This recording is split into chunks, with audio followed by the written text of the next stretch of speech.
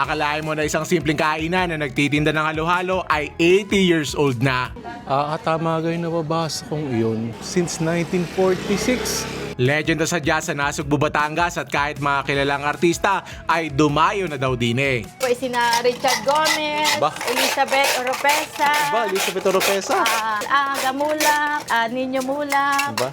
si Jeffrey Sando, tsaka yung cast ng Palibhasa Lalaki. Pero bago yan ay sa wakas may maisasagot na ako sa mga naghahanap ng masarap na lomi sa bayan na to sa Batangas. Yun nga lang may disclaimer na pagsalapot na re.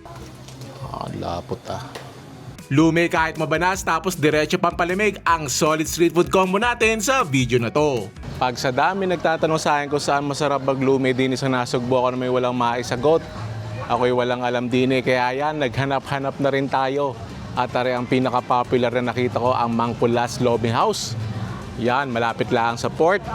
Limusan natin kung bakit tari ang pinaka-popular din Ang order ko yung panalo. Good for two daw yon. Gusto ko sana magbundat. Kaso, panalo. Tapos kay Kuya Joe ay swabe. Tapos, ari ang itsura na kanilang lumihan. Yan, may ilang tables. Tapos, meron pa rin doon. And, may parking.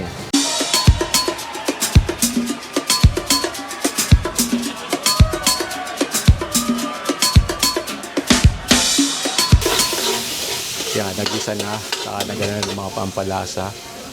Uy. Naglagay na ng Mickey Noodles. Kakaiba ang atake nila din ng Mickey Noodles bago sa kaldo. Yan, meron silang kaldo. Ilagay na. Mabango yung ano nila Parang malasa Mukhang malasa na yun. Dinagdagan pa ng pampalasa. Naanda ng itlog at ang kasaba. Titikman na ni Chef. Ayos ng lasa kailangan pa ng adjustment. Pang okay na. Papalaputan na lang yan. Tsaka yun, ihahanda ng itlog. Binuhos ng itlog. From up top. Slowly stirring in the egg. At yan na, ilalagay na ang kasaba. Yan. First impressions, parang kung ano lang yung lumi namin sa bandang amin. Although ito parang mas malasa kumpara sa Lipalomi. Pero surprise ako na ganito yung itsura niya. Na-expect ko yung parang sa mga bandang Kalaka, bandang Twi na lumi. Yan Makapot na. Malalaman natin kung anong pinagkaiba ng lumi ng Nasugbu. Dating nakasanayan. Sasandukin na. Yan yung sakto, Yes, regular. Regular. Marami na rin naman. Ari yung kanilang good for one. Yan, ari ang panalo. Ang panalo nga naman ng serving. Good for two daw, are. Tapos ilalagay na ang toppings. Yung kikiam, tapos may squid balls. Tapos may siomay din. Tapos itlog. And atay. Tapos yung space na yon sa gitna ay para sa chicharon. At meron pang fried garlic sprinkled on top. Yan, arin na. I'm Vince Rivera. Ako po yung brother ni Mangkulas. So kami po yung nagtayo nitong Mangkulas Lomi House here in Nasugbu, Batangas sa may Wawa Port. Nung pandemic po, nung 2020. During pandemic po, nung March 2020, chef po ako sa isang hotel sa Boracay. Before, I'm a chef in a kilalang hotel po sa Makati. Then, nung nag-pandemic po, nawalan po kami ng trabaho. Yung brother ko po, Nicole Rivera, kaya tinawag namin siya Mangkulas kasi kulas na tawag sa kanya nung bata pa kami. So, naisipan namin magtayo ng lomihan dito sa amin sa Nasugbu. Kasi that time, may mga lomihan dito pero hindi siya ganun ka sikat unlike sa Lipa at sa ibang probinsya ng Batangas. So, nung tinanong niya ako, kuya, ano mo pwede natin gawing negosyo? Sabi ko, magtayo tayo ng Lomi Batangas kasi Batanggenyo tayo eh. So, ito po, ang bahay na to is ancestral house, bahay po ng lola namin, pinamana sa nanay namin, pinamana na sa amin. Then, convert po namin ng maliit na kainan nung pandemic. Nag-start lang kami sa mga 4 na mesa, tapos tent lang hanggang sa, ayan po, medyo lumaki na po, napagpalabubong na rin po kami. Tapos may masasabi ka ba na difference ng Lomi ng Nasugbu sa ibang Lomi? Yung sa Nasugbu, yung dito sa amin, particularly in Mangkulas, I'm not sure. Yung iba kasing lomi, ang style nila yung pag nagpapagawa ng kaldo, yung sa amin kasi is pinapasulak namin sa mga gatong na kahoy. So madalas naghahanap po kami ng mga lumang bahay na nire-renovate, kinukuha namin yung ayun. Kaya medyo may malala sa akin na medyo smoky po yung kaldo ho na ginagamit namin. Ang Nasugbu ay kilala sa beach. So madalas po talagang mga dumadayo dito, mga nagdadagat po. Kasi pag naghanap talaga sila ng lumihan, wala silang ibang mahanap eh. Madalas pag nagsisearch sila sa Google, nakikita ho kami, kaya pumupunta po sila. May iba po mga vlogger na rin po from different place po, pumupunta sila dito para mahanap kami. So ang gagawin ng mga turista madalas, punta dito, kakain ng lomi, tapos magdadagat. Yung iba naman, nagdadagat muna bago umuwi, mga linggo or weekends, holidays, saka naglomi. Then may mga local din naman po, yung mga mangingisda na hunano, papahula so after mag-inom pag naglaot. Ganun ang ginagawa dito, naglulumi sa amin. Yung iba, medyo hindi sanay sa loming Batangas, especially yung mga taga Manila. Sabi, ba't napakalapot ng lomi? Ang ginagawa naman po namin, in-explain po namin na ano po talaga yan. Gamit po natin pampalapot sa loming Batangas is yung cassava flour. Sa una na po talaga malapot yan, katagalan man lumalab na yung pag lumalamig na. Pero the rest naman, more on good feedbacks naman po, nasarapan naman po sila. Dini pala sa Nasugbu, or at least dini sa Mangkulas, ay hindi platong binibigay. Malukong din. Yan. So kung good for two, bibigyan kayo ng 2 malukong. Pag yung regular laang ay hindi na nagbibigay ng plato. Tapos, meron ding kalamansi, saka sili. Yan, gawin nating toyo mansi. At yan. So yung toppings niya, dini tayo medyo na iba. More on street food, tusok-tusok yung mga nila, mga toppings nila. Pero yung itsura ng lumi nila, uy, lapot ah. Yung itsura ng lumi nila, yung kulay, hindi nalalayo sa atin. Pati yung Mickey noodles halos pareho Nilipat lang sa malukong Yan. Tapos hindi muna natin narilalagyan ng sausawan. Kuha na tayo ng counting toppings. Yan, so wala siyang bola-bola, walang pork. In its place ay siomai, kikiam, saka squid balls. Tapos may atay din naman. Subukan muna natin ng walang sausawan. First bite. Thank you, Lord.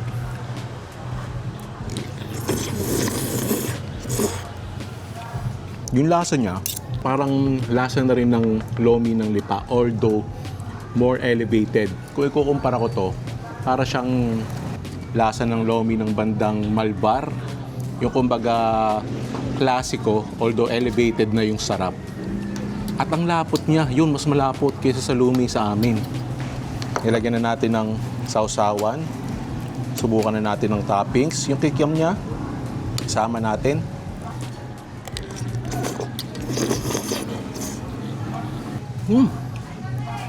For some reason, nung nalagyan nung manghang na toyo mansi, mas na-elevate yung lasa. Hindi lang yung nalagyan ng alat mas naging malalim yung flavors niya.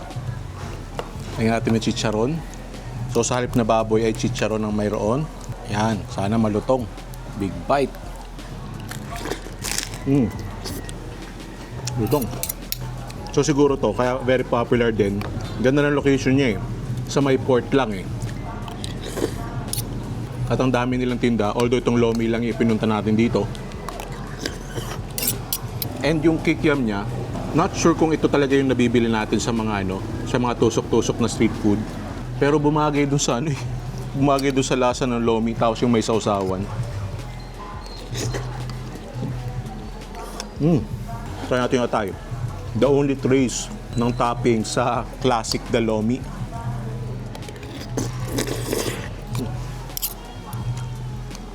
Yung atay nila, nicely cooked. At least ngayon, may maire-recommenda na ako na lumihan kapag may nagtanong sa akin kung saan masarap maglumi dini sa Nasugbu. Pero kayo, may rekomendasyon ba kayo na kinakainan nyo na lumihan dini sa Nasugbu? Let me know in the comment section. Next na dayo natin sa Nasugbu. Timusan natin. Hindi pa natatapos ang ating street food trip dini. Meron tayong pupuntahan.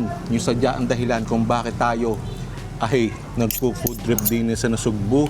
Ating pupuntahan din pampalamig ng katawan. Kaya tayo nagpainit ng katawan para doon. Kita-kita tayo doon.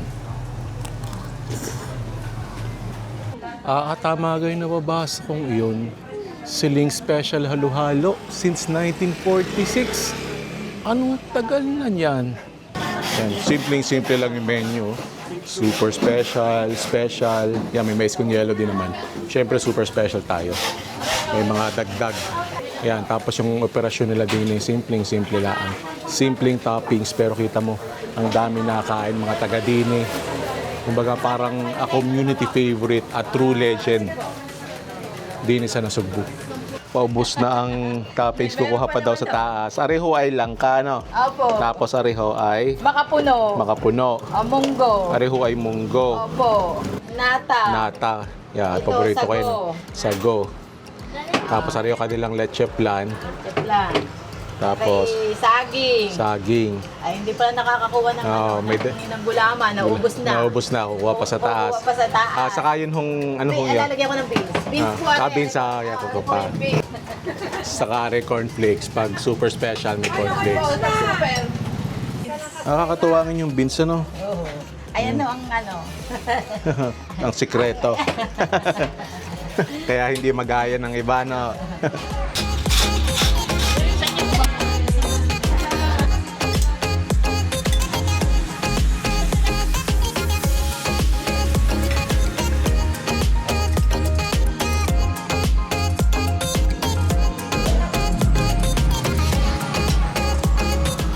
Tapos kita yung pwesto nila, silong lang ng bahay. Oh. Very homey. Yung para ka laang suminsay sa kapitbahay mo sa oras ng merienda para makimerienda. Tapos kita nyo yung yellow bean, old-fashioned way. That sounds like my childhood. Summer sa Fernando Earth Base. Pagkatapos mag-basketball ay maghahalo-halo. Yan ang ramdam ko din eh. Ayan, magandang hapon po. Pwede po kayo magpakilala? Ako po si Ana Villa Gonzalo, pamangkin ni Siling, ni Aling Siling. Ito ay nagsimula after liberation. At sa nanay pa po namin, at saka yung paring po ang pangalan ng aming nanay, ang aming tutpuntiya ay Siling. Nung nag-asawa na po ang aming nanay, ang Siling na po ang nagpatuloy. 1948 ho yun, ano? 1946 po. Ay, 1946. Opo, 1946 po nag-start. Tapos tama gahong balita ko na dati sa lata ng gatas nakalagay. Apo, anong araw po? Gayon. Sa lata po ng gatas, ilang nakalagay ang aming halo-halo. Sa tingin nyo, bakit to sumikat ang inyong halo-halo? Siguro po ay dahil po ang aming sahog ay niluluto po lahat. Luto ho lahat ni ho yan. Niluluto pong lahat. Mga kumakain na dito, mga turista ho, mga lokal. Meron din po, artista. Nagkaroon din po kami ng artista na customer. Nung araw po ay sina Richard Gomez. Ba, Richard Gomez? Opo, Elizabeth Oropesa. Ba, Elizabeth Oropesa? Agamulak. Agamulak. Yun noon, Nino Mulak. Ba? At Jeffrey Sando. Tsaka yung cast ng Palibhasa Lalaki nung araw. Sadya ho kayong legenda dito sa Nasugbuan, ha? Opo. Sige. Sabi po ng iba, yung umuuwi, taga Maynila, hindi daw kompleto po ang kanilang pag-uwi pag hindi po daw nakakakain ng halo-halo. Ayun. Ayan, umayo ng aking bulaklaking polo sa kortina din eh. Pwede ako magano eh. Magtawag doon. Mag-camouflage ako, pipikit lang na ganyan eh. Wala na. Sabi sa inyo eh, tayo nagpainit lang ng katawan kanina sa Lumi. Ngayon naman, ang talagang rason kung bakit tayo ay nag-food trip din sa Nasugbu ay ang Siling's Halo-Halo since 1946. Ano yun? 80 years? Gayon na katagal. Pero bago yan, may tinda rin silang barbecue. Parang sa kabila nila kinukuha eh. Yan, makapal yung barbecue nila. Yan, tumutulong ang mantika eh. First bite. Thank you, Lord.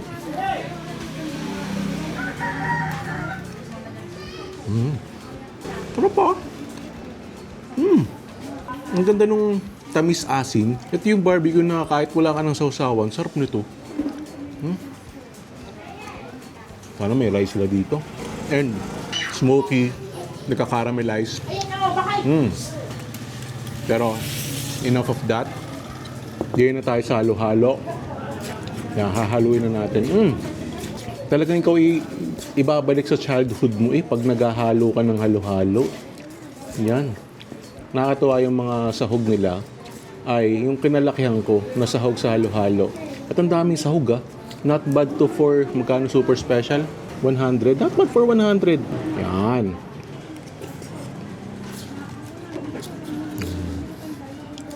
Wow. Langka agad ang nadali. Sarap nun.